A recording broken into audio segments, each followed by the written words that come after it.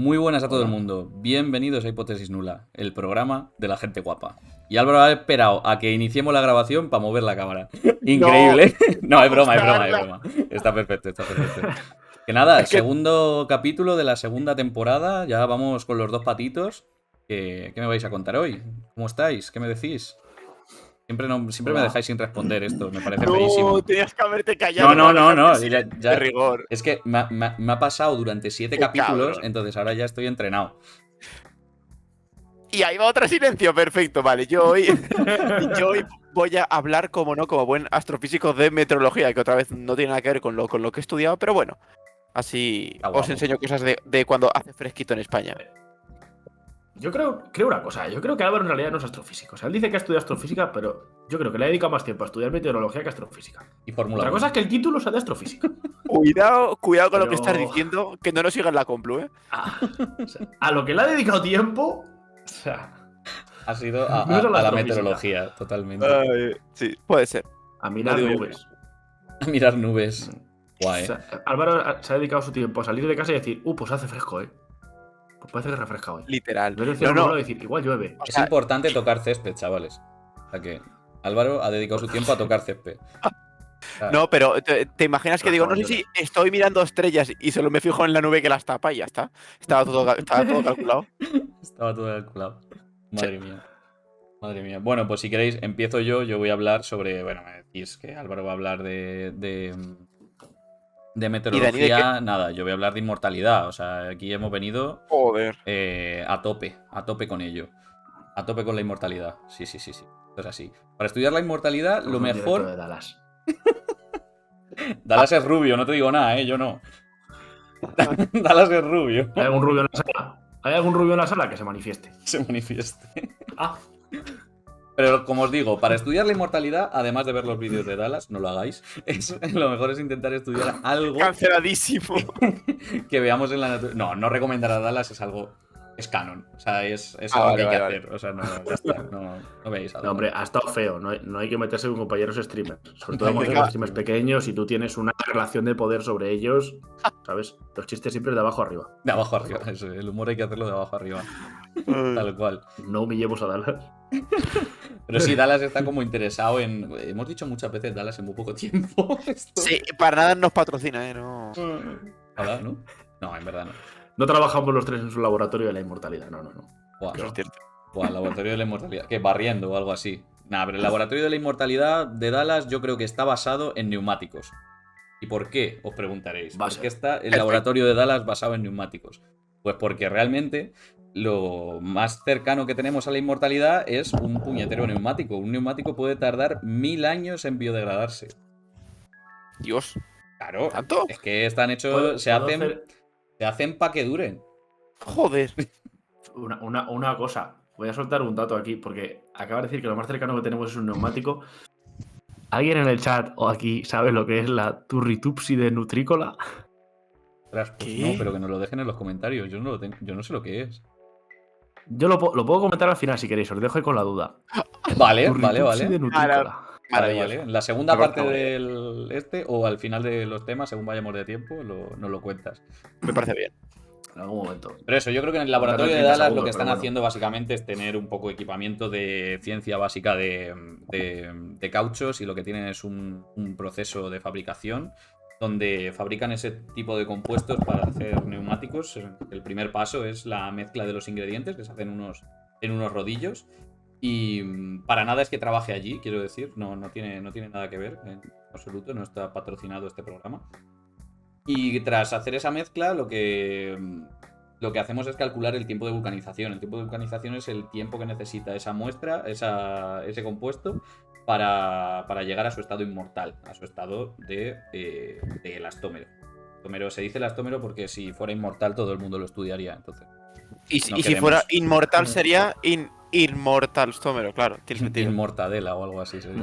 Claro, efectivamente.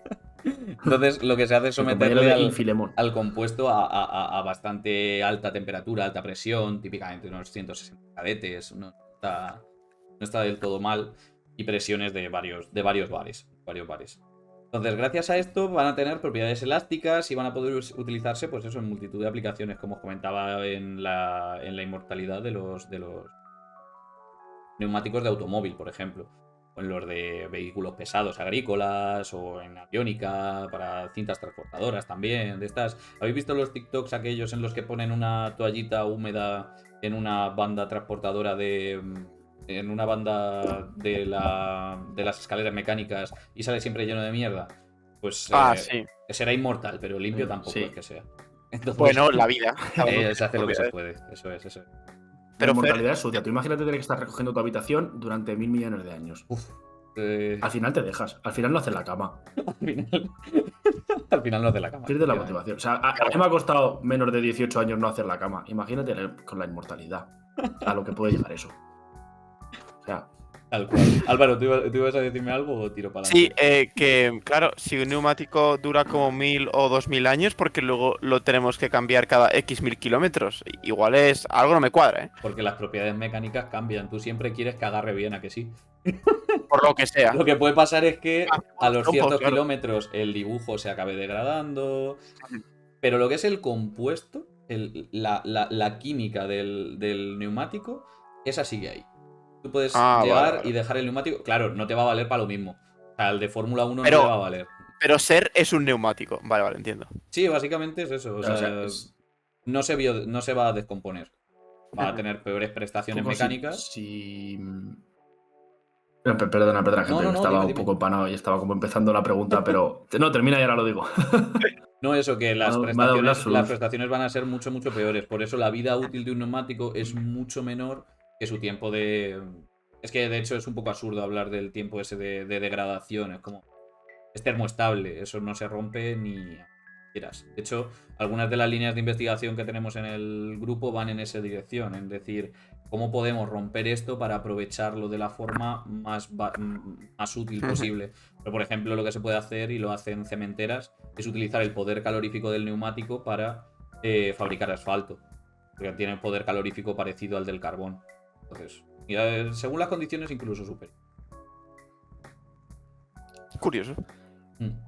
Que, a ver, lo que iba a decir, eso de la inmortalidad del neumático supongo que es si lo dejas ahí. En plan, tú dejas el neumático y tarda añísimos en degradarse y en perder su estructura química. Pero claro, en un coche, por ejemplo, se va desgastando por el roce. Si tú a un neumático le pasas una lija del 7 todos los días, pues hombre. A ver, ya, claro. De hecho, uno de los ensayos que hacemos Eso es le literalmente pasarle una lija, porque para simular la Te abrasión. pagan por eso. A mí no, yo no lo hago. A Zen sí, un día le traigo para que nos lo cuente. Pero. Os hago una demostración en directo. Os puedo Tres traer horas un lijando vídeo. un neumático. Un videíto sí que puedo traerlo, porque eso es literalmente tráelo. fabricar un taponcito, que es fácil. Lo pones sobre la lija gira a una velocidad tal, a una velocidad dada, todo se hace por norma. Entonces existen normas internacionales y normas nacionales, las UNE y las ISO, respectivamente, que regulan la pérdida de masa que tiene que haber en un compuesto de caucho tras un número de ciclos para poder certificar que cumple unos requerimientos técnicos. Por ejemplo, los neumáticos de Fórmula 1 tienen unos requerimientos técnicos altísimos. Oh, ya. Pero, Claro, por hostia. ejemplo, en uno de. O sea, el agarre en uno de Fórmula 1 es mucho más importante, por ejemplo, que en uno de turismo. En uno de turismo primamos sobre todo la resistencia a la abrasión y la durabilidad. En uno de Fórmula 1 lo que dure te da igual, porque lo vas a cambiar a las, ¿qué? ¿20 vueltas? Tal vez. Depende del tipo. Sí. Pues eso, como os decía, os hablaba de los requerimientos técnicos, así que para esos requerimientos técnicos pues se cambia la formulación, se cambian los ingredientes del caucho. Por así. Entonces hay distintos tipos de inmortales. Para que no... Si queremos que sea duro, pues tendremos que añadir algo que sea duro. ¿Y qué se os ocurre que sea duro? No voy a dejar que responda la pregunta. El diamante. La verdura. El diamante. No nos deja responder. He dicho la verdura. Ha dicho la verdura que me ha gustado mucho. Pero bueno. El diamante. ¿Por qué no echaríamos diamante? Pues hombre, echar un diamante, además de caro, es un poco probablemente inútil. Bueno, no sé si... No conozco ningunos rodillos que puedan aguantar el soporte de diamante metido. Así que echémosle carbono, que es de lo que está hecho el diamante. Literalmente uno de los mayores ingredientes en las formulaciones de caucho es el negro de carbono. Y existen multitud de estudios y multitud de ensayos diferentes para poder ver qué tipo de negro de carbono es mejor para según qué aplicación. Y como no os lo he dicho, es muy obvio, pero obviamente los neumáticos son negros por la presencia de este ingrediente. ¿Qué es el negro de carbono? Porque suena que te van a cancelar en Twitch. No, También se conoce como negro de humo. No sé qué es mejor. Pero Peor son todavía. nombres canon, ¿eh? Mucho peor. canceladísimos. El famoso podcast de divulgación hipótesis nula canceladísimo en la segunda temporada. Totalmente, no llegamos al tercer episodio. El negro de carbono son. No, pero en serio, ¿qué es? Son aglomerados de carbono, de átomos de carbono, quiero decir, que forman partículas que son. A veces se aproximan por esferas, pero no tienen nada de esféricas en realidad. O sea, son como. Os puedo buscar alguna fotillo. Si a alguien le interesa, que lo ponga en los comentarios y os enseño alguna imagen. Pero son como partículas, básicamente, de diferente estructura. Que son eso, simplemente átomos de carbono en los que, por la química que tienen, pueden engancharse cadenas poliméricas, básicamente. Luego te la paso. Pero son básicamente, el negro de carbono se puede obtener de pirolizar cadenas poliméricas. Las cadenas poliméricas llevan carbono, porque son orgánicas. Entonces, si tú las pirolizas, las rompes enteras en monómeros y dejas que se oxide con el oxígeno y tal, pues obtienes esas partículas de negro de carbono que pueden ser de distinto tamaño. Más o menos ese. Es la forma más simple de reciclar un neumático, quemarlo. Bueno. Por eso intentamos como encontrar otras, porque eso no. Claro, eso es un poquito contaminante. No, se puede controlar. O sea, quiero decir, obviamente, si lo haces tú en tu casa, por eso está prohibido. No sé si habéis oído del incendio famoso del cementerio de neumáticos de Seseña, que pasó hace algunos años, Toledo. Sí, a mí me suena, sí. Pues eso fue un desastre porque está prohibidísimo hacer incendios de neumáticos. Bueno, aún así hay gente que comete ilegalidades, no es nada. Yo me acuerdo que de pequeño en mi pueblo se les ocurrió quemar una rueda de tractor y la que se lió fue bastante bonita, ¿eh? Salió una humareda negra que no tiene muy buena pinta eso. No pasaron las autoridades por allí. Bueno, era mi pueblo en fiestas. Era complicado que pasaran, pero eso lo dejamos para. Vale. No, igual no era la mejor pregunta, perdón. Pero sí, o sea, está prohibidísimo, al menos en España, y no lo hagáis. Porque básicamente diría que no lo hagáis, no por. O sea, quiero decir, para que no muráis, porque las ruedas llevan azufre. Entonces, cuando forman óxidos de azufre, puedes respirarlos. Hostia. Y respirar azufre no es para nada positivo Caca. para vuestra vida. Eso sí que no os hace inmortales. Eso es lo que hace la lluvia ácida. Eso es lo que hace la lluvia ácida, efectivamente. Entonces no lo hagáis. Pero bueno. Ahora que decimos esto, igual sí. Voy a proponer una cosa, un inciso. Ahora que hablamos de la lluvia ácida, igual algún día podríamos hablar del descarrilamiento ese del tren en Estados Unidos, del que no se está hablando nada, pero que está reventando el país entero. ¿Todavía siguen afectados por esto? Sí. Esto fue hace unos meses, Sí. ¿no? Sí. Pues Vale, eso Sí, sí que pero se- todavía se están viendo zonas. Se está expandiendo la Mira, ¿sabes? no zona de habitabilidad. Sería Durísimo. un muy buen ¿Dónde tema podemos para hablar de esto? tratar para hipótesis alternativa cuando lo empecemos. Sí, Dejad- realmente sí. Todos los comentarios. Efectivamente. Sí. Realmente sí. Sería muy interesante. Y nada, como os estaba comentando antes, esas partículas, cuando las añadimos, pues tienen un mecanismo de reforzamiento que, como os he dicho, es que las cadenas poliméricas se interactúan con los radicales libres de las partículas de negro de carbono y forman más inmortalidad, más entrecruzamiento. Entonces, como interpretar ese mecanismo de reforzamiento, que es como se llama, es un misterio, a pesar de que muchas investigaciones, como os he dicho al principio, llevan más de 30 años detrás de ello. Regimos por leyes empíricas que a mí como físico es algo que no me hace muchísima gracia, no es algo que diga ñe. O sea, una ley empírica, para quienes no estéis muy metidos, ya. para quienes no estéis habituados con ese término, quiere decir que mides dos cantidades. Mides por un lado el peso, por otro lado el volumen, y ves que cuanto más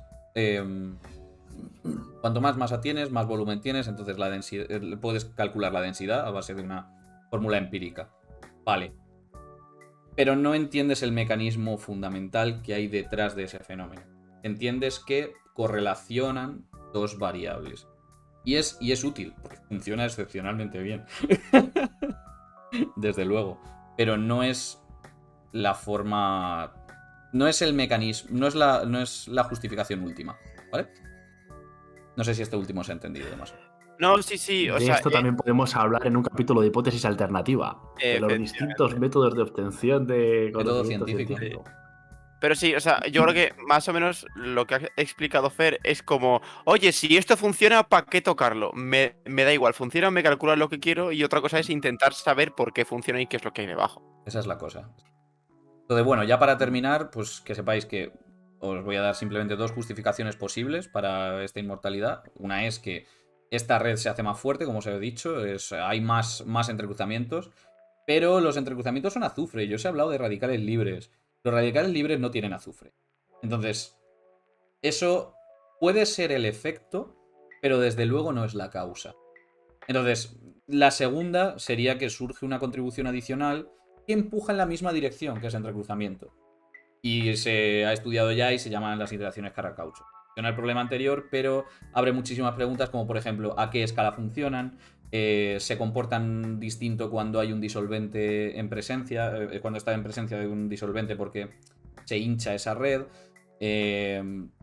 Surgen muchas preguntas que no... Estoy viendo el reloj y ya me pasa un pelín, entonces no voy a detallarlas. Entonces, combinando No te diferentes experimentos... Es que vosotros no veis el reloj, pero yo sí. Se ha podido llegar a saber esa cantidad.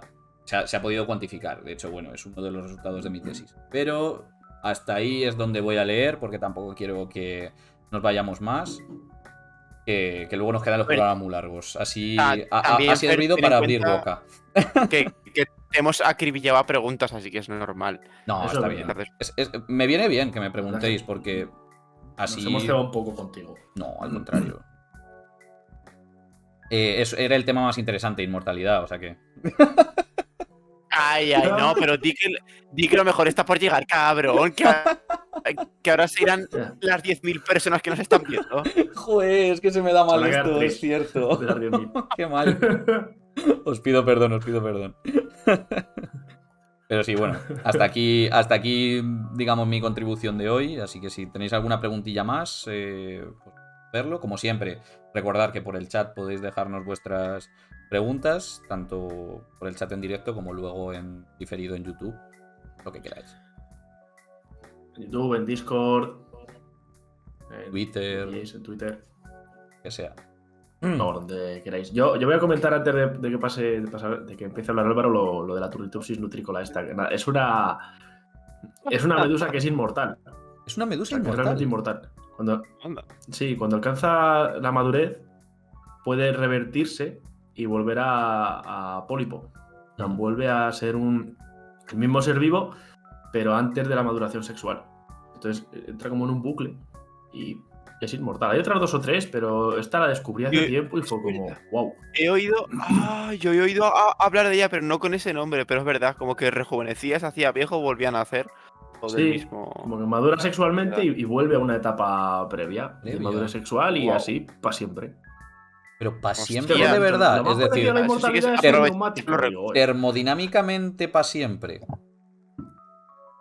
Sí, claro, es una fuente de no A equilibrio, ver, puede hacer lo que no, sea. pero Wow. yo creo, yo creo que me parece comerá, increíble, o sea, la verdad. comerá del entorno, digo yo. Sí, pero que aún O sea, así, que comerá hacer del entorno para sacar energía de algún lado. que los procesos biológicos sean reversibles es algo que a mí me explota la cabeza. O sea, Ya, Es que, a ver, no es reversible como tal. A nivel fundamental no es reversible. Es decir, hay una transformación de las células. Lo que pasa es que el estado final es el mismo que el inicial. ajá. O sea, Sí, pero es eso análogo, pero Ya. no es exactamente el mismo porque no vuelves al anterior, sino que vuelves a crear las mismas células que tenías antes. No vuelves a las mismas células anteriores.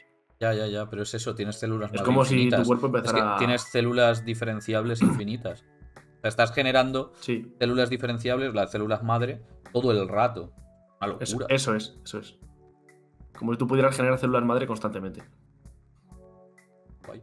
Entonces, no es exactamente reversible, pero a efectos prácticos. A efectos prácticos lo es, El efectivamente. teorema del punto gordo, sí. Es que es eso, Curioso. termodinámicamente Está reversible es muy, muy complicado. Sí, sí. Tirando imposible por lo de TDS mayor que 0. Sí. O menor que 0 si T es menor que 0, que nunca se sabe. ¿Qué nos ha pasado? Edrito- Que eso lo podemos contar también en otro. Eso... Podríamos invitar El a alguien a grito que de nos lo cuente. Armando, T menor que 0. Bueno, Recuerdos de Vietnam. ya Bueno, ves. Álvaro, te toca. Va. Dale, Álvaro. No. Vale, pues sí, Joder, yo voy a ir Álvaro. con algo mucho más ligerito. Bueno, perdón, que antes no de te que menor que empieces, sí. simplemente te está petardeando un pelín en internet solo para que lo sepas. Si te interrumpimos o algo es por eso. Pero no. Oh, vale. Qué raro. Vale, ok. Bueno saberlo, aunque solo tenemos La una conexión, cámara, pero vale. Está la bien webcam saberlo. te está dando peor calidad. Pero bueno. Pues, no lo sé. Si ves que se me corta o algo que no he sabido, dímelo y lo repito y Sin ya está. problema. Dale, Rey. Vale, perfecto. Bien, pues nada, ahora voy a bajar un poco el nivel y voy a decir cosas más sencillitas, más digeribles, que es lo Vaya, hombre. que más o menos se me da bien. Así que eso. Bueno, yo voy a hablar. Un poco. O sea, si os acordáis, hicimos un episodio especial extra, super guay, de las olas de calor que recomiendo ver muy fuertemente. Entonces, esto va a ser como una versión abreviada y me gustaría hablar un poco de cómo se forman estos días tan gélidos en España, que increíblemente los hay, aunque por el calentamiento climático cada vez menos, eso es cierto. Entonces, para empezar, bueno, voy a hablar por lo obvio. Obviamente, una ola de frío es normal y lo más normal es que surja en invierno por cosas obvias, como que la noche dura más, entonces todos los objetos tienen más tiempo de enfriarse, más tiempo de perder calor y por lo tanto la temperatura del ambiente baja. Y luego, por supuesto, al estar en invierno y debido al eje de la inclinación de la Tierra, los rayos del sol inciden de forma menos perpendicular, más de canto, para que nos entendamos. Entonces calientan menos las cosas. Pero, ¿qué es lo que pasa? Fer, ¿tienes aquí las...? Sí. ¿Te la pongo ya? Vale, pues engánchame, sí. Vale. Vamos. A ver. allá. Entonces, ¿qué es lo que pasa? Que esta cosa no es lineal. Es decir, no siempre el día... Perdón, Me ha Bueno, descogerado no te esto. preocupes, no pasa nada. Pero bueno, dale. Sí, no, yo voy hablando mientras me cambian de tamaño, no pasa nada.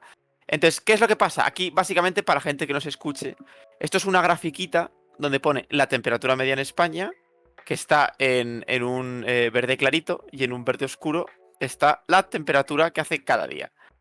Entonces, como podéis observar, hay veces que los días más fríos del año, pues que deberían de ser a principios de enero, no son enero, son más tarde o más pronto. Entonces, claro, al haber más variables en juego, explican cosas como que casi siempre en enero es la noche más larga del año. Entonces es como si la noche es más corta y hay más horas de sol porque hace más. Porque toda la atmósfera y toda la Tierra actúa un poco como un horno. Es decir, tarda un poco en calentarse y tarda un poco en enfriarse. Es por eso que el periodo más frío en España es enero, que es unas 2-3 semanas después del día más corto del año. Entonces, ¿qué es lo que pasa? Que, como podéis ver aquí en la grafiquita, este año, ya como dato curioso, el día más frío del año ha sido el 28 de febrero, que es prácticamente marzo. Madre Entonces, mía. uno se pregunta, ostras, ¿por qué ya casi empezando... Digo, 28 de febrero. ¿Por qué casi empezando marzo hace tanto frío? Si ya empieza ahí a pegar el sol que da gusto a veces. Porque hay muchas más variables que se tienen en cuenta. Y una bastante grande son las masas de aire, porque claro, el aire que nos llega no es estático. Toda la atmósfera funciona como un fluido, el cual hay veces que se pueden ir arrastrando masas de aire de un lado a otro. Entonces, si se dan las condiciones adecuadas, puedes arrastrar una masa de aire frío hacia España, lo cual compense que haga más calor durante el día. Pero a priori eso debería esto ser poco probable, ¿no? No debería pasar demasiado. Claro, y ocurre dentro de un rango. Es decir, si tú estás en julio y te viene una masa de aire muy frío, a ver, estás en julio. Es decir, el frío que es que pasas de 40 grados a 30 y dices, oh Dios mío, gracias. Claro, que no es vas lo a que pasa pasar a veces. no vas a pasar a -10. Claro, claro, porque cuando yo digo coger masas de aire frío es de aire frío circundante. Tú puedes coger una. O sea, la atmósfera no va a funcionar de que coja una masa de aire de Antártida cuando es invierno ahí. Y a España, esto no funciona así, tiene que ser todo masas circundantes. Entonces, estás en invierno en todo el hemisferio norte, pues, obviamente no vas a poder traer algo muy frío. Entonces, como ya explicamos en el episodio de la ola de calor, una borrasca es lo que se llama una baja de presión. Es decir, que hay menos presión que la presión media. Por lo tanto, el aire asciende gracias a la borrasca. Al ascender, se enfría, se condensa y puede provocar lluvias y cosas. Entonces, ¿qué es lo que pasa? La borrasca gira en sentido antihorario y hay varias borrascas dispersas por por el hemisferio norte y por el hemisferio sur. Y el anticiclón gira en sentido horario. Entonces, si tú pones una borrasca y un anticiclón de la manera adecuada, pueden actuar como autovías. Es decir, pueden facilitar que el aire se mueva de un sitio a otro.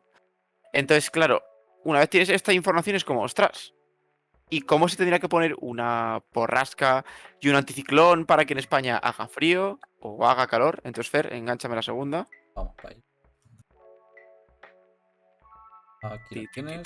Si tenéis preguntas, me molestáis. Vale. Sí, sí, sí. Bueno, esto básicamente es una grafiquita, es un mapa de Europa, en el cual se puede ver cómo hay un anticiclón en Escandinavia y dos borrascas en el Mediterráneo, prácticamente. Entonces, claro, si la anticiclón gira en sentido horario y la borrasca en sentido antihorario, en el dibujo se ve con una flechita, tienes que todo el aire, desde un punto, en este caso Siberia, se va a España. ¿Y qué quiere decir esto? Pues claro, en invierno, en Siberia, en el norte de Rusia, pues hace frío.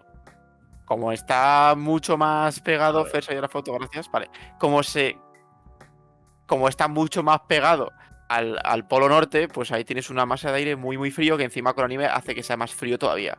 Entonces, si tú estás a finales de febrero, cuando aún hace fresquete, pero se pone la borrasca y el anticiclón de esta manera, tienes un pasillo perfecto para que todo el aire de Siberia se venga para aquí. Y solo esta configuración de la atmósfera crea olas de frío, porque viene aire muy, muy frío y muy seco, lo cual haga pues que en España se den estos desplomes de temperatura. Siempre llaman mucho más la atención las olas de calor, porque claro, en España son súper habituales, pero también se pueden dar olas de frío. Entonces, también hay otras configuraciones de la atmósfera que hacen que venga el fresquito, que es que la borrasca esté un poco más en Groenlandia, el anticiclón en Groenlandia y la borrasca en Siberia, entonces tienes que te viene aire directamente del Polo Norte. Ese aire encima es húmedo. Dios. Entonces, ¿qué es lo que pasa? Que si es frío y es húmedo, nos viene una Filomena, que algún día podría mostrar el mapa de cómo estaba distribuido todo el borrascas y anticiclones en Filomena, y es un pasillo perfecto del Polo Norte a España, más otra borrasca que entra de la manera adecuada para que se liara la que se lió. Madre mía. Básicamente. Entonces, simplemente ya para terminar, hoy lo mío ha sido ligerito, es decir que hay muchas más variables que influyen en todo esto, que no he tocado aquí, pero esta es una bastante importante. Y que, como podéis ver, la atmósfera es un fluido, y aunque haya veces que estés en verano y hagas más fresco, o que estés en invierno y haga bastante calor, pues todo puede ser debido a que la configuración de la atmósfera está trayendo aire caliente o aire frío de las regiones que no tocan. Entonces, todo está bastante unido. De hecho, ha habido veces que en otras zonas del mundo tienen una ola de frío y en España estás teniendo un invierno con 10 o 15 grados. Y es porque las zonas de frío y las zonas de no tan frío o de calor se van moviendo según las borrascas o los anticiclones lo empujen. Al Y es final bastante interesante funciona como... sobre todo Sí. por corrientes convectivas, o hay otros mecanismos de transporte que pueden. sea, Sí, o sea, hay más mecanismos.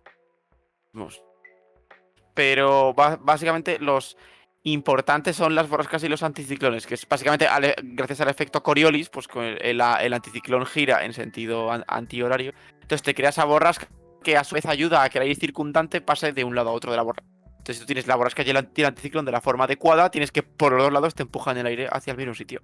Y tienes fresquete en España, por ejemplo, con esta configuración. Pero que con el estoy mismo mostrando aquí. mecanismo, realmente, si están, como has dicho antes, si están situadas en puestos diferentes, en plan, en posiciones diferentes, perdón. Sí. Voy a Ujú. volver ya a la pantalla. Sí, vuelve ya a la principal. Si los tienes situados en posiciones diferentes, puedes obtener lo contrario también. Es decir, que haga Claro, o muchísimo sea, calor también. O sea, todo eso es, si depende. O sea, ahí recordáis, estaban estratégicamente situadas para que viniera de Rusia. Entonces, de Rusia no va a venir una ola claro, de o sea, calor, está de claro. la zona, claro. Efectivamente, entonces, si os acordáis del episodio de la ola de calor, lo que pasaba era que ese pasillo, en vez de venir de Siberia para España, venía de África hacia España. Y claro, te viene un pasillo de calor de África hacia España el 15 de julio y te acuerdas. ¿Te acuerdas? Porque ¿sabéis esta sensación de cuando dices, oh, bueno, hace viento en verano y el viento te quema la retina? Sí, Que a sí, veces me pasa. pasa. Eso es porque te viene aire todavía más cálido y suele venir de África, claro. Claro. Y también, por ejemplo, el fenómeno de la calima, ¿La calima? Sí, que pasó sí, también la hace cali. poco, también viene Ujú. transporte de partículas del desierto, del desierto del Sáhara, entiendo, Eso es. sobre todo. Entonces también puede venir alineado por Ujú. esta Sí, eso configuración de es. borrascas y anticiclones. Claro, por supuesto, te mueve también, o sea, mueve el aire que está frío o caliente, pero también mueve lo que contenga el aire. Entonces, si justo tienes ese pasillo que te viene de una zona del Sáhara donde ya hay viento que está elevando todo el polvo del desierto, pues te viene la calima. De hecho, en España cada vez más tienes más mapas de calima más precisos porque se está volviendo más y más habitual. Con el cambio climático, más masas de aire caliente se están acercando a España, lo cual hace que más aire y más polvo en suspensión del desierto se vaya acercando cada vez más a España. Claro. Sí, o sea, todo, o sea, yo lo que me estoy dando cuenta con la meteorología es que con 4 o 5 conceptos, por supuesto, un meteorólogo que sepa lo que hay dirá, hay muchas más variables, cierto, pero que con 3 o 4 pinceladas te haces una idea de cómo funciona esto y es Sí, bastante pero curioso. también es cierto que todo va en la misma dirección que el cambio climático, obviamente, por eso está Sí, ocurriendo, porque estaría en debate. claro. Pero el tema de intentar contrarrestarlo o intentar que la acción humana tenga un... O sea, como que vayas... O sea, la acción humana ha ido en dirección de... Está yendo, de hecho, en dirección de aumentar Sí. el cambio climático muchísimo. Y lo sigue haciendo. Ujú. Pero esas medidas que podría tomar la raza humana por tratar de enfriar el planeta, ¿eso por dónde pasa? ¿Hasta qué punto es realizable? Hostia, Es es una difícil, lo muy, sé, muy pero buena bueno, es pregunta. simplemente por... Pero sí, o sea, es que a ver, lo que pasa es que el hecho de que cada vez la atmósfera esté más y más caliente, te cambia todos los flujos estos, cómo se crean las borrascas y los anticiclones. Porque tú tienes siempre que en el Ecuador incide el sol de una manera mucho más perpendicular que en los polos, lo cual crea un flujo en el cual tienes un flujo de calor del Ecuador hacia los polos. Por eso en los polos casi siempre suele haber muchas borrascas y en el Ecuador suelen nacer anticiclones. Por la mañana en la que el aire caliente de los polos viaja del Ecuador viaja a los polos y cae. Entonces, en España nos afecta un anticiclón y una borrasca muy particular, que es el anticiclón de las Azores y la borrasca de Islandia, se suele llamar comúnmente, que siempre están en disputa. Entonces, en invierno, la borrasca de Islandia gana terreno, entonces por eso por aquí suele llover bastante más. Esto también lo explicamos con más detalle en el episodio de la ola de calor. Y en verano el anticiclón se hace muy grande y por eso tenemos muchos más días de sol. Entonces, si tú ese equilibrio lo rompes o cada vez va ganando más el anticiclón, vas a hacer que en España cada vez, por ejemplo, llueva menos. De nuevo, hay muchas más variables. Esto es un Ya. poco a muy, muy grosso modo. Entonces, si se van tomando medidas para que esto no se haga cada vez más y más bestia, pues va a ayudar bastante a que en España cada vez, por ejemplo, ahora estamos en sequía. No lo parece porque aún estamos en abril y todo va a ir bien, pero si no cae ni una gota este verano, En el campo se está notando. Sí, se está Las notando. tierras de cultivo y todo esto, por mucho que sean de secano, tenemos muchos cultivos de secano en España, pero aún así es complicado. Hemos perdido a Álvaro, totalmente. Sí, ha muerto. Nos Sí. podríamos tener un día a Michu para hablar de estas cosas, ¿Se que oye? estaba ahí como muy metido en el tema eco. ¿Os acordáis de Michu? Sí, sí, sí, sí. La verdad que sí. Sí, sí, Podríamos sí. invitarle un día, no es broma. O sea. Venga. ¿Se me Vamos a oye? invitar un día a Michu. Ahora sí has No vuelto. sé qué es de él, pero. Vale. Ahora sí, ahora has vuelto.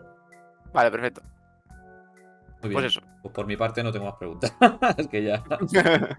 Cuantas más Sí, mejor. sí, Solucionar el mundo ya he tenido bastante, ¿sabes? Perfecto. A ver, es que en realidad vuestros temas estaban muy guays, porque uno hablaba de inmortalidad y el otro de tener un planeta pues, en el que se pueda vivir. Porque ¿para qué quieres ser inmortal si no tienes dónde vivir? ¿Sabes? Claro. Nos hemos puesto de acuerdo, en Tengo verdad. que ser inmortal, pero me he cargado el planeta. Entonces, Mortalidad aburrida. pues si no hay preguntas, empiezo yo. Dale, si quieres. Dale, Mi dale. tema sí que es mucho más aburrido hoy, ¿eh? O sea, yo hoy aviso que yo suelo traer temas bastante locos, agujeros negros, campos cuánticos y movidas así, pero hoy he venido a hablar de una cosa muy del día a día y de lo que el motivo por el que más regaño a mis alumnos de la academia, que es poner las unidades. Te lo juro, lo de, pero esto en qué unidad es esta. Ya. Metros cuadrados, que es la longitud. ¿Cómo va a estar en metros cuadrados? Digo, si Madrid está a 70 metros cuadrados de aquí. Qué buena puta. Yo voy a En hablar de Madrid, en unidades Madrid los porque 70 metros cuadrados están caros. Eso sí que podemos decirlo. están caros, eso sí. Ahí está, los 70 metros cuadrados se pueden medir en euros también y no sale barato. Los 70 metros cuadrados en Madrid. Pero yo vengo a hablar un poco de unidades porque es una cosa en realidad muy fundamental en la física, un concepto muy importante, pero que muchas veces se deja de lado. Muchas veces pensamos en medir cosas y a ver, cuando hablamos de un metro, ¿qué es un metro? Un metro es una cosa muy exacta. Decimos que una cosa son 18 metros, son 18 metros. Si una cosa pesa 3 kilos, son 3 kilos, pero ¿y todo eso de dónde viene?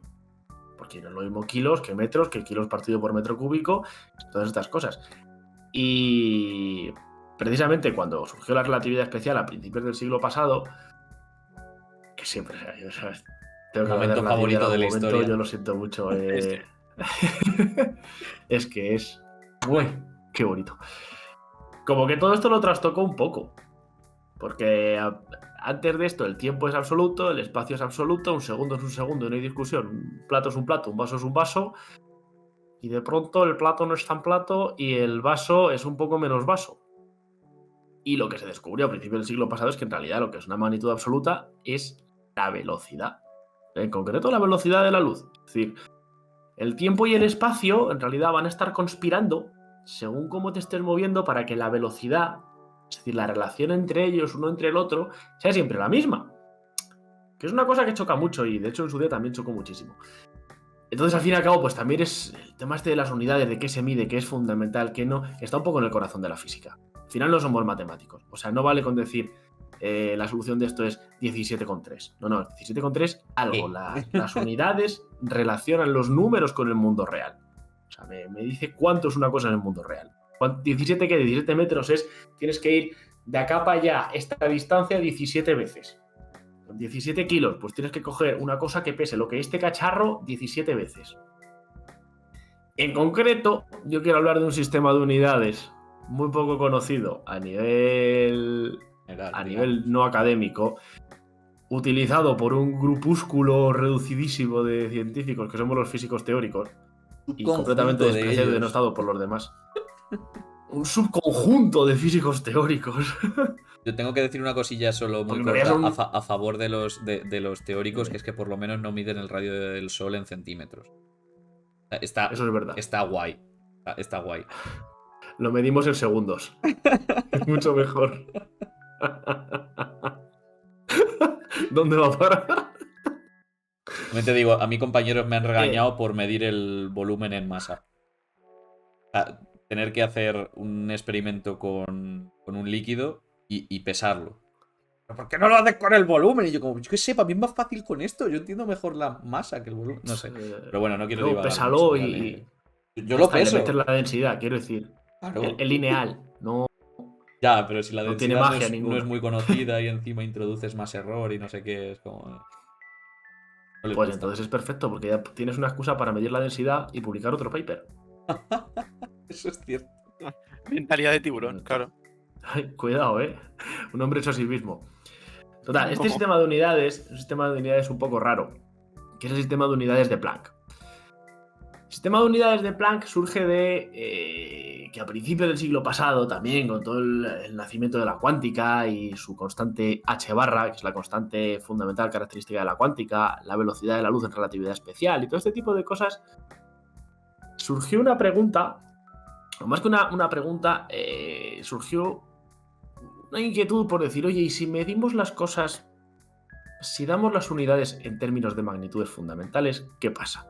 Porque hasta hace no mucho, la definición de kilo, bueno, hasta hace no mucho, estoy hablando de hace igual 80 años, era la masa de un pétrolo de iridio y platino que hay en algún lugar de Francia, cuyo nombre nunca recuerdo, Sèvres, creo que es Sèvres, o sea, algún Francófono. francés por aquí, francófono, eso.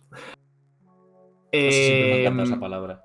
Los franceses no, pero eso sí. Francófono, anglófono, rusófono, italianófono, se puede decir para todo, grecófono, No lo sé. alemanófobo, Probablemente sea incorrecto. alemanófono. Si hay alguien que nos está escuchando y sabe qué patada acabo de meter, por favor que nos lo Portugalófono. deje en los comentarios. Francófono creo que sí existe, creo que es correcto. Lo que no sé es lo que Sí, significa. francófono está bien. Lo que no sé es las generalizaciones que me acabo de dedicar a hacer. Turcófono. No creo, eso, en fin. Suagilófono, en fin. Xilófono. Que cuando surgen estas unidades fundamentales, es muy interesante intentar expresar magnitudes que ya conocemos, como por ejemplo distancia, como combinaciones de constantes fundamentales de la naturaleza. ¿Por qué? Porque una constante fundamental de la naturaleza es algo intrínseco al universo en sí. No depende del cacho de iridio y platino que estés midiendo. No depende de la distancia de la nariz de Luis XIV a su pulgar cuando tiene el brazo extendido, que eso era una definición de metro. No depende de lo que mida el pie de Hércules, que es seguro que es lo que siguen viendo los ingleses. No depende de los galones de vino que caben en no sé qué, que por eso las botellas de vino son de 70 centilitros. O sea, son cosas que están en la naturaleza. Y que están ahí independientemente de todos nosotros y de lo que hagamos. Entre estas unidades, quería hablar especialmente de lo que se llama longitud de Planck, ¿vale? Que es la unidad de esta manera de longitud. ¿Cómo surge la longitud de Planck? La idea de la longitud de Planck es, si vamos haciendo zoom en el universo, ¿hasta cuándo podemos hacer zoom? Tú ves una casa de lejos y es una casa, sin más. Si te vas acercando y dices, oh, tiene ladrillos. Si te acercas más todavía, ves que los ladrillos tienen moléculas. Si te acercas más todavía, ves que esas moléculas están formadas por átomos. Te acercas más todavía, ves que esos átomos están formados por electrones y un núcleo. Te acercas al núcleo, tienes neutrones y protones. Dentro de esos hay partones y gluones. Dentro de todo eso hay... ¿Qué hay ahí? ¿Hay un límite en el que podemos hacer zoom? Pues en principio sí, que es precisamente la longitud de Planck. Tampoco está muy claro que sea un límite como tal, pero fijaos en lo interesante que es esto, porque en física clásica, a lo que estamos acostumbrados, el tiempo y el espacio son continuos. Siempre puedes encontrar un punto intermedio entre otros dos, pero de pronto cuando te acercas a estas longitudes, es entre una longitud de Planck y otra, si yo estoy... Ahí está cachitos, es como escalones. Si estoy en un punto, me puedo mover una longitud de Planck, pero ¿y en medio hay algo? En realidad esto no está muy claro, ¿vale? O sea, esto a mí me mola mucho, porque tiene que ver con física fundamental. Depende, ¿no? No lo sé. Ya. No lo sé. Porque aquí la historia es que hay que hacer experimentos y hay que decidirse por una teoría de gravedad cuántica. Lo que sí que está claro es que a estas longitudes la gravedad empieza a tener efectos cuánticos, entonces tenemos que decidir si queremos creernos la hipótesis de cuerdas, me niego a llamar a eso teoría. La mal llamada teoría. O la malísimamente llamada teoría. O sea, pueden ser teoremas, pero no teorías. O queremos gravedad cuántica de bucles, o queremos conjuntos causales, o a saber. Entonces, ¿cuál es la gracia de esta longitud de Planck? Que ahí pasan cosas. Y es una longitud característica del universo, que se puede construir utilizando constantes fundamentales. De estas que no dependen de cómo decidamos nosotros medir o llamar a las cosas, sino que están ahí. Son constantes que están. Entre estas, como digo, está la velocidad de la luz, que tiene que ver con la relatividad. Está la constante de Planck, h barra, que tiene que ver con la física cuántica, que ahora en una tablita aparecerán por ahí. Para los que nos oyen sin vídeo, la tabla está sacada de Wikipedia, ¿vale? No va a tener ningún misterio. Simplemente buscáis unidades de Planck en Wikipedia, aparece la tabla que hay ahora mismo aquí.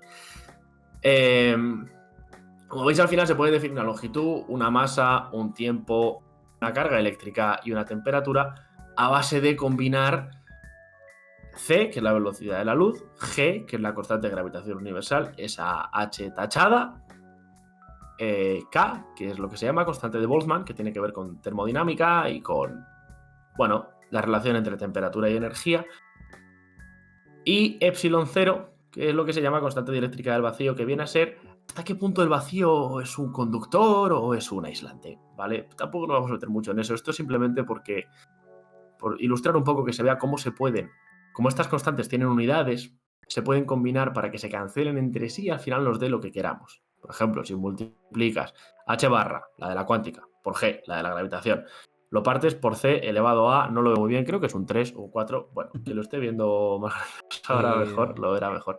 Y luego ¿A cuál te la raíz refieres, cuadrada de Dani? todo eso, a la de arriba, la longitud. Es un 3, ¿verdad? 3. Es un cubo, sí, eso es elevado a 3, eso es, sí. Sí. H barra por g partido por c al cubo, eso, la raíz cuadrada, tiene unidades de longitud. Y no nos hace falta hablar ni de cacharros de platino e iridio, ni de distancia de no sé qué, ni del tiempo que tarda un péndulo en hacer no sé cuántas oscilaciones, ni de nada. Son constantes fundamentales que están ahí, que van a estar ahí siempre. Pero, Porque Dani, son precisamente una pregunta. constantes fundamentales. Dime. Para calcular esas constantes universales, ¿no se ha tenido que partir de algún valor que dependiera de algún experimento que depende de cosas de esas? Sí, pero la constante como tal es la que es. Que tú puedes medirla en unas unidades o en otras. Pero las constantes con unidades, lo interesante o lo guapo de esto es que, a ver, es un poco puñeta que tengan unidades, pero la magia de eso es que en realidad te dicen que dos magnitudes aparentemente independientes son la misma cosa. O sea, la gracia de la constante de Planck es que lo que te dice es que frecuencia y energía en realidad son lo mismo. Que midas la Porque que hay una cagas. constante fundamental del propio universo que te lleva de una a otra. La masa y la energía son la misma cosa, porque hay una constante fundamental, que es constante de la naturaleza, que es la velocidad de luz al cuadrado, que te lleva de una a otra. Entonces, sí, tienes que medirla, por supuesto. Estas son cosas que hay que medir y hay un error en las medidas, menos en la velocidad de la luz, que su valor está en el BOE estipulado y no tiene ningún error. Esto lo podéis Eso es comprobar. cierto. Yo lo comprobé cuando me lo dijeron. Espera, La es velocidad de la cierto. luz es la que es ¿Verdad? por ley.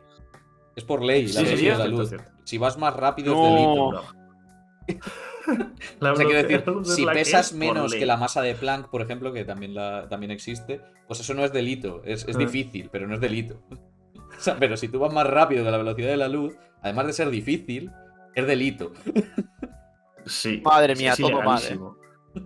Lo bueno es que no te pueden multar, porque no te van a coger. No, claro. Ya, claro, bueno. Eso es lo chulo. Correcto. Eso es una cosa bastante guay. Al hilo de esto, recomiendo un capítulo de Futurama que no recuerdo ni de qué temporada ni qué capítulo es, pero hay un capítulo en el que Buenísimo. detienen a... detienen a un tío, detienen a Schrödinger, de hecho, porque ha superado la velocidad de la luz y ha roto la covariancia Lorentz y además lleva un gato en una caja. Le bota un picote. Necesito verlo. A mí lo peor me ha parecido lo de la caja, sin duda. La covariancia Sí. la puedo perdonar, pero el gato no. Pero el gato, por favor. Entonces, pues la verdad es que la pregunta de Álvaro es bastante buena, porque si tú lo tienes que medir en términos de otras cosas. Pero la idea es que estas constantes fundamentales, al fin y al cabo, tienen un valor propio al que nosotros nos podemos acercar midiendo. Es un poco como el mundo de las ideas de Platón. Existe un valor ideal, existe una constante ideal, y nosotros nos podemos acercar a base de medir. Entonces, técnicamente lo que se utiliza es esa constante ideal, aunque luego, por supuesto, hay errores y tal. Pero claro, todos esos errores también están cuando decidimos que 1 kilo es lo que pesa el truño este de iridio y platino. Y además eso se va descomponiendo, está Pero sujeto a descomposición. ¿La definición de masa no se cambió también hace poco? ¿O eso lo he soñado? El segundo, por la las. definición Por de Ah, el kilo. segundo. El segundo Vale, por vale, las el segundo, es transiciones del átomo de cesio.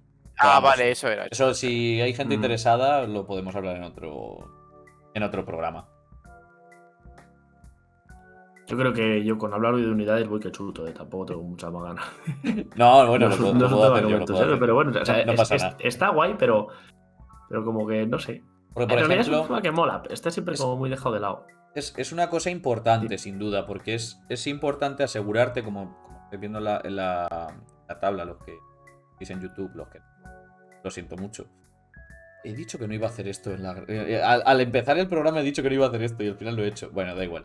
Podemos hacer una cosa, ¿no se puede subir un archivo PDF con todo lo que hemos estado usando? Sí, Rollo y que la gente lo vea o algo así, coño. sí, pues. claro. Si están interesados, eso podemos poner el enlace, por ejemplo, a los guiones o sea, algo así.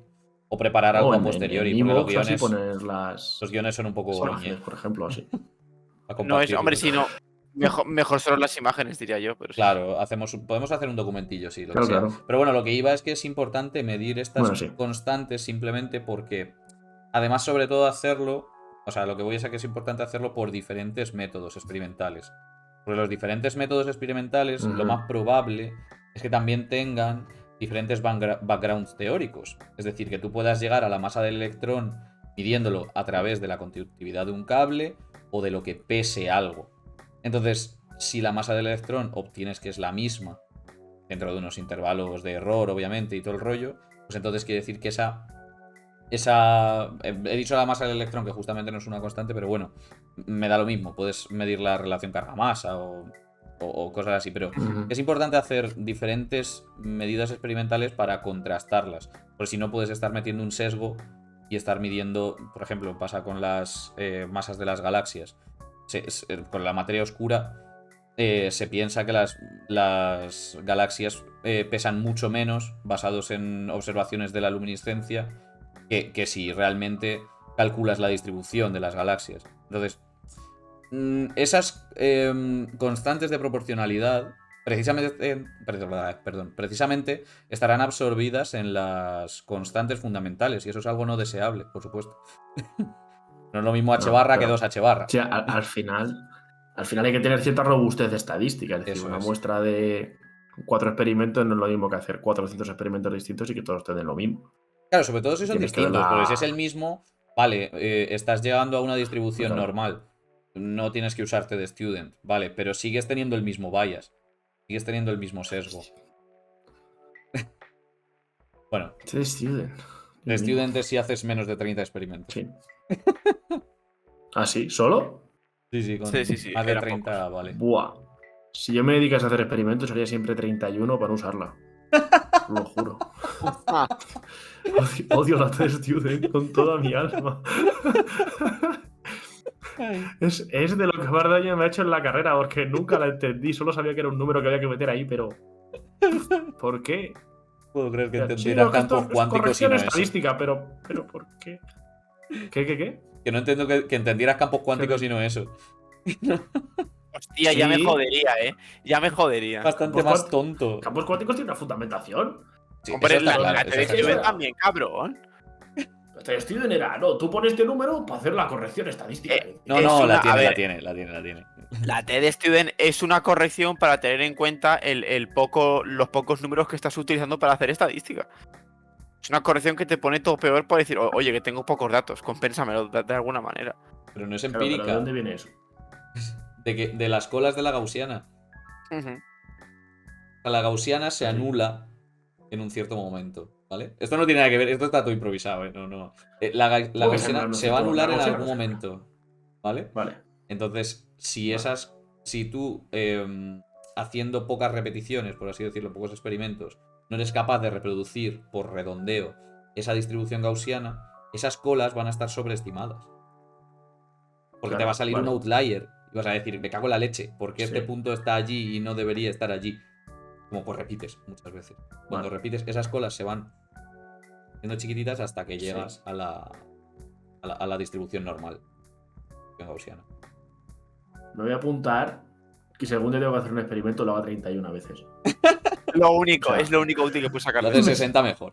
Me sigue pareciendo 31. Si con eso ya me quito la TD Studio, 31. Vale, eso sí que es verdad que es un convenio de decir, bueno, pues estamos asumiendo un error menor que no recuerdo el porcentaje, la verdad, para ser honesto. Pero estás asumiendo un error suficiente. Depende de la confianza, era 95, 98, depende. No, pero yo digo el peso de las colas respecto de la gaussiana. Ah, se hace que sea como un 5%, creo, o algo así. No me acuerdo qué era. Lo de los 30 puntos. O sea que si asumes 60, sería un 2,5% de error. No sé si. No sé Prefiero si va callarme así. porque Bueno, creo que vale, me vale. estoy tirando un triple. pero Esto está totalmente improvisado, puede ser mentira. sí, sí, se nos ha ido. Lo anterior también, pero bueno. Esto es improvisado porque yo no soy el experimental y a veces me explican cosas de estas que yo agradezco. Que sigo sin entender muy bien, como por ejemplo el título del programa es una cosa que todavía tengo que revisarme. ¡No! Me lo han explicado varias veces. Un día lo explicamos. Un día lo explicamos, no te preocupes. Una alternativa. Pero en la de otra, en eso. la alternativa. Claro. Ahí. No, esto es broma, sí que lo entiendo. Sí que entiendo Más o el menos. título del programa. Pero una cosa de. Dani, no sé si te hemos a ver, cortado vale, o sí. querías continuar o qué, macho. No, en Perdona, realidad ¿eh? no sabía muy bien que. O sea, ya más o menos había terminado. Quería hablar de la tabla, eso, de que hay. Sobre todo, que las constantes fundamentales son chulas, que nos dicen que dos magnitudes aparentemente diferentes, como masa y energía, o energía y frecuencia, o masa por masa partido de distancia al cuadrado y fuerza, y cosas así, en realidad son la misma, que nos sirven para definir otro sistema de unidades, que es pues la masa de Planck. Todo se puede medir en masas de Planck. Podríamos decir que cualquiera de nosotros pesa 10 a la 35 masas de Planck en vez de kilos, porque. Pero bueno, eso es un poco como medir. Pero suena peor, ¿no? Nadie lo haría. Parece que pesas más. Para la No, psicología Pero de me los parece que números. Planck estaba muy delgado. De eso podemos hablar otro día también, de la psicología de los números. ¿Por qué damos La psicología de los números es porcentajes? importante. 4,99 euros. Son 4 euros. En fin, podemos continuar. Así. Las tallas de los números y de las tallas de ropa. La psicología de los números y de las tallas de ropa. Esa yo no me la sé. No es lo mismo O sea, que decir. eso es muy guay. Pues es lo mismo. Decir que pesas 10 a la 35 masas de Planck, dices, madre mía, estoy cebadísimo. Dices, no, que peso 10 a la menos 30 veces la masa del sol. Uy, estoy hecho un figurín.